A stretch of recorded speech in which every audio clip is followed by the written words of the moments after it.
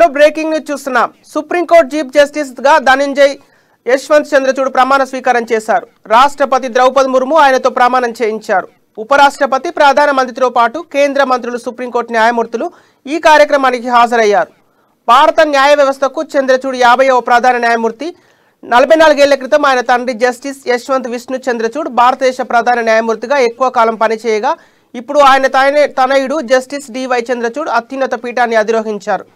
నేటి నుంచి 2024 నవంబర్ 10వ తేదీ వరకు ఆయన ఈ పదవిలో కొనసాగనున్నారు.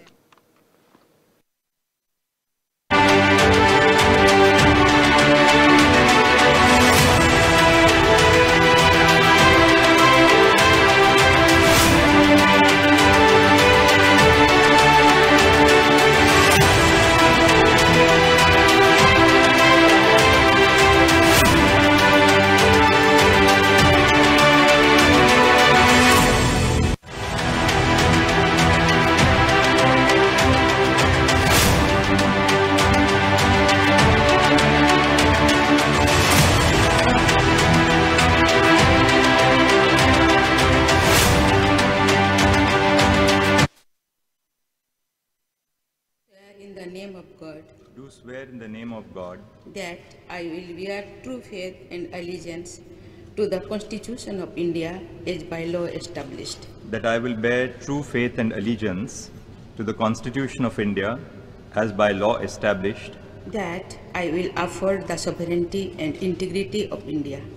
that I will uphold the sovereignty and integrity of India, That I will duly and faithfully and to the best of my ability, knowledge and judgment that I will duly and faithfully and to the best of my ability, knowledge and judgment perform the duties of my office without fear and favor, affection or ill will. perform the duties of my office without fear or favor, affection or ill will, And that I will uphold the Constitution and the law.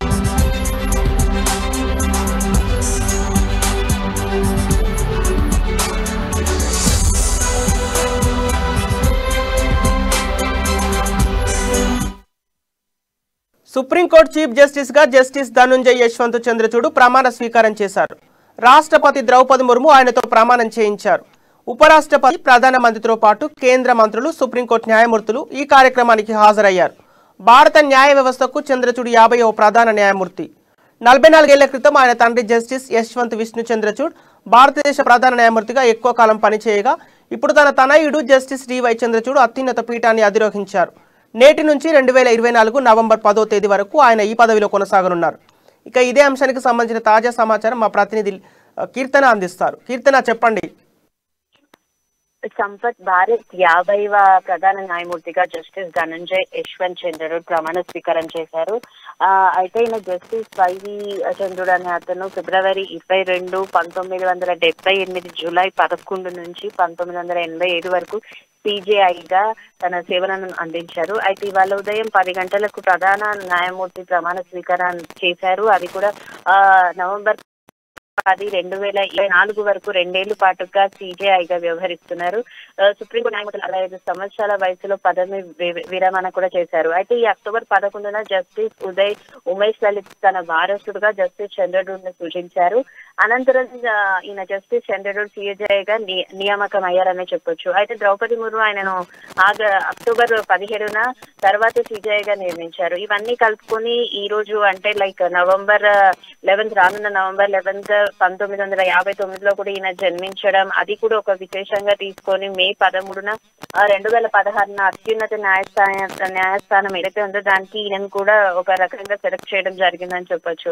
Ayodhya భూ వివాదం, గోప్యత హక్కు, వ్యభిచారానికి సంబంధించిన విషయాలతో సహా అనేక రాజ్యాంగ బెంచ్లు ఏవైతే ఉన్నాయో అవన్నీ కూడా అత్యున్నత న్యాయస్థానం మైలురాలి తీర్పుల్లో ఆయన కూడా భాగమయ్యారు అని చెప్పుకోవడానికి కూడా ఎంతో గర్వకారణం అని చెప్పి అక్కడ వాళ్ళందరం చెప్పడం జరిగింది. అయితే ఐపీసీలోని సెక్షన్ C-77 ఆధార్ పథకం చెల్లుబాటు, శబరిమల సమస్యను కూడా అప్పట్లో ఆయన ఎంతో సమర్థవంతంగా పోషించారని చెప్పి తెలిసింది. చట్ట పరిధి ఏదైతే ఉందో 2020 నుంచి కానీ 24 వరకు కూడా అక్కడ వరకు కూడా ఈయన తీసుకునే పొజిషన్ ఏదైతే ఉందో, ఆయన తీసుకునే రెస్పాన్సిబిలిటీస్ ఏవైతే ఉన్నాయో అవన్నీ కూడా బాధ్యతగా స్వీకరించగలరు అని చెప్పేసి నమ్మకంతో ద్రౌపది ముర్ము కూడా ఆయన గురించి చెప్పడం జరిగింది. మార్చి 29, 2000 నుంచి కూడా అక్టోబర్ 31, 2013 వరకు కూడా అలహాబాద్ ప్రధాన న్యాయమూర్తిగా నియమితులయ్యే వరకు కూడా బాంబే హైకోర్టు న్యాయమూర్తిగా ఈయన వ్యవహరించారు. అయితే జూన్ 1998లో బాంబే హైకోర్టు ద్వారా సీనియర్ న్యాయవాదిగా కూడా ఈయన నియమించబడ్డారు.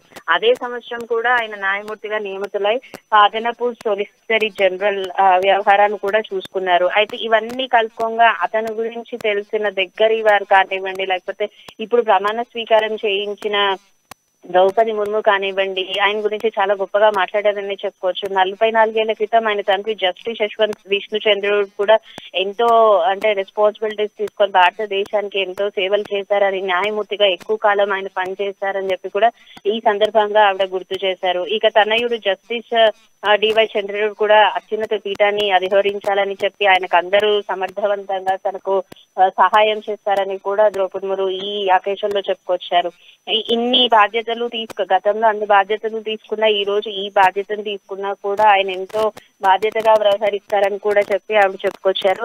ఇవన్నీ కాకుండా కోవిడ్ టైంలో కూడా ఎన్నో కష్టాలు, ఎన్నో ఎదురు దెబ్బలు తగిలినా కూడా ఆయన ఎంతో దాన్ని స్ట్రెంత్ గా తీసుకొని అందరికీ హెల్ప్ చేసుకొని ఆయన వంతు సహాయం చేసి ఎంతో మంది కరోనా మహమ్మారిన పడినప్పుడు సేవలు అందించారు అని చెప్పి కూడా తెలిసింది. ఆయన మంచితనానికి, ఆయన మారు పేరుకి ఇవన్నీ నిదర్శనంగా నిలిచాయి. ఇలాంటి ఒక మంచి వ్యక్తిని మళ్ళీ నియమించడం ద్వారా అందరూ సంతోషం కూడా వ్యక్తం చేశారు. Thank you Keerthana.